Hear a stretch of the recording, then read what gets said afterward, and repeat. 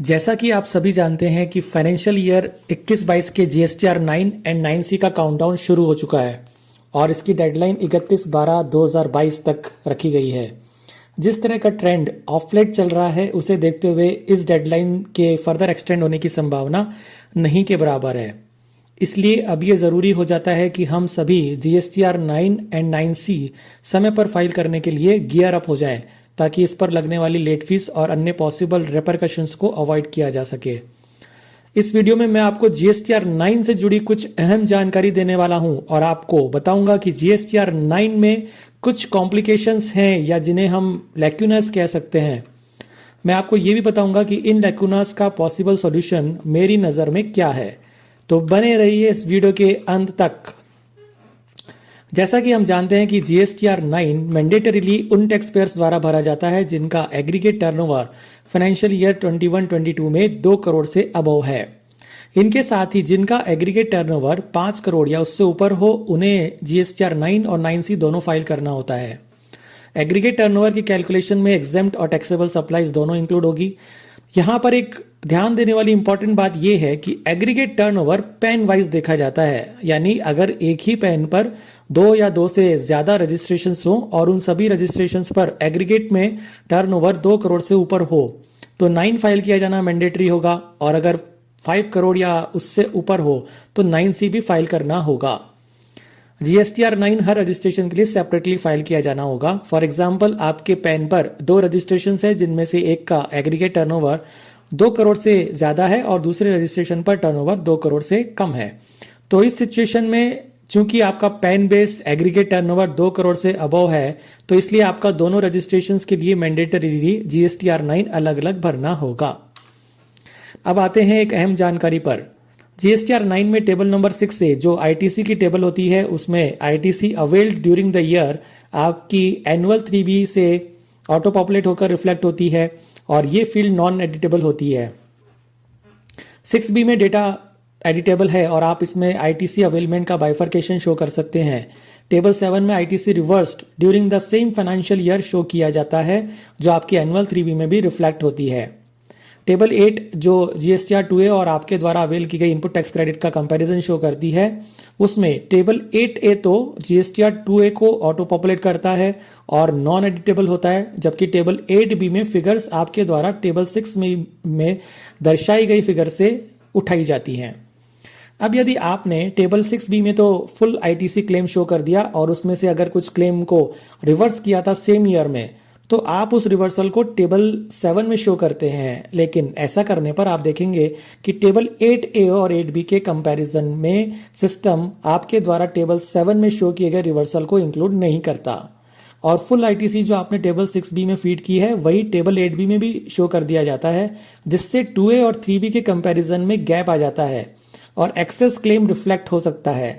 जबकि वास्तव में तो आपने सेम ईयर की 3B में रिवर्सल भी किया था। तो अगर उस रिवर्सल को कंसिडरेशन में लेकर नेट आईटीसी क्लेम को ही 2A से कंपेयर कराया जाए तो फिर डिफरेंट रिजल्ट्स मिलेंगे और 2A से सही कंपैरिजन हो सकेगा। इस सिचुएशन को अवॉइड करने और इस संबंध में पॉसिबल नोटिस को अवॉइड करने के लिए मेरा एक सजेशन ये है कि आप टेबल 6B में भी नेट आईटीसी क्लेम ही दिखा दें, यानी आफ्टर रिवर्सल, और टेबल 7 को खाली छोड़ दें।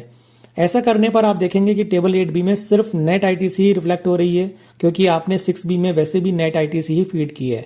और इसी नेट आईटीसी का 2A के साथ कंपैरिजन हो रहा है, जो कि एक्चुअल सिचुएशन भी होनी चाहिए।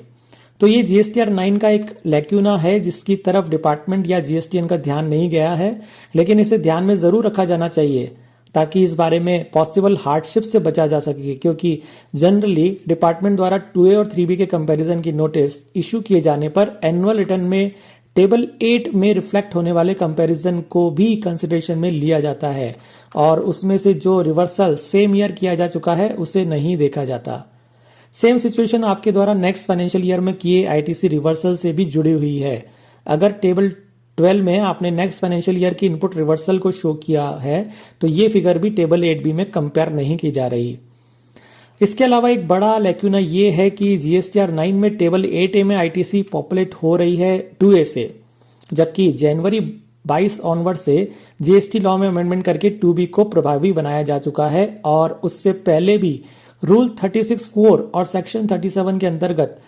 2B से इनपुट टैक्स क्रेडिट क्लेम करने पर जोर दिया जाता रहा है। लेकिन हम 9 में देखते हैं कि टेबल 8 में कंपैरिजन 2A से किया जा रहा है, जो कि डायनामिक डॉक्यूमेंट है।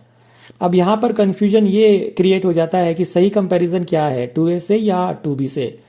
मेरे हिसाब से यहां पर GSTR 9 में 2B का डेटा ऑटो पॉपुलेट होना चाहिए, ना कि 2A का, जिससे सही पिक्चर सामने आ सके और डिपार्टमेंट और टैक्स पेयर दोनों के लिए कंफ्यूजन की सिचुएशन अवॉइड हो सके। फॉर एग्जाम्पल, यदि आपने 2021-22 फाइनेंशियल ईयर में पूरे साल इनपुट क्रेडिट सिर्फ 2B के बेस पर क्लेम की है और कुछ इनपुट क्रेडिट आगे के मंथ्स में शो होने के कारण आप नेक्स्ट फाइनेंशियल ईयर में ही उस इनपुट को क्लेम कर पाए थे, तो 9 में आप देखेंगे कि 2A के हिसाब से फिगर ऑटो पॉपुलेट हो रही है, जो आपके द्वारा एनुअल 3B में एक्चुअल क्लेम से काफी ज्यादा हो सकती है। ऐसा इसलिए क्योंकि 2B और 2A में इनपुट क्रेडिट का गैप था। कुछ बिल्स 2A में तो शो हो गए थे, लेकिन फाइनेंशियल ईयर 21-22 की 2B में शो नहीं हुए थे। तो और नेक्स्ट फाइनेंशियल ईयर यानी 22-23 में जाकर शो हुए, तो ऐसी स्थिति में कंफ्यूजन ये पैदा होगा कि कंपैरिजन और सही डेटा एंट्री के लिए किसे आधार मानकर चला जाए। 2A के हिसाब से तो आपका इनपुट क्रेडिट काफी बन सकता है, और जबकि 2B के हिसाब से अगर आप पोर्टल पर कंपैरिजन टेबल देखेंगे तो वहां पर डिफरेंस या तो नहीं होगा या फिर नेग्लिजिबल सा डिफरेंस होगा, अगर आपने पूरे साल केवल 2B के हिसाब से ही क्लेम किया है तो अब यहां पर 9 में जो एक्स्ट्रा इनपुट शो हो रहा है उसे कैसे दिखाएं। इस सिचुएशन में मेरा सजेशन ये है कि केस बाय केस पर चला जाए और बुक्स ऑफ अकाउंट को बेस माना जाए। यदि 2A में एक्स्ट्रा क्लेम आ रही है जो वास्तव में बुक्स के कंपैरिजन में भी कम ली हुई है, क्योंकि आपने 2B का रूल फॉलो किया था, तो आप ये देख लें कि बुक्स में ऐसे कौन से बिल्स हैं जो फाइनेंशियल ईयर 21-22 में 2B में शो नहीं हुए और जिनकी क्रेडिट नेक्स्ट फाइनेंशियल ईयर में 2B में शो होने पर ली गई थी। ऐसे बिल्स की क्रेडिट को आप अगले फाइनेंशियल ईयर में क्लेम करना दिखा सकते हैं टेबल 13 और टेबल 8C में रिपोर्ट करके। लेकिन यदि आपके किसी केस में 2A में कम रिफ्लेक्ट हो जाती है और बुक्स में भी कम ITC दर्ज हो, लेकिन किसी कारण से 3B में ज्यादा इनपुट ले रखी है, तो सबसे पहले तो आप ये देखें कि लास्ट ईयर का कोई कैरी फॉरवर्ड इनपुट तो नहीं है।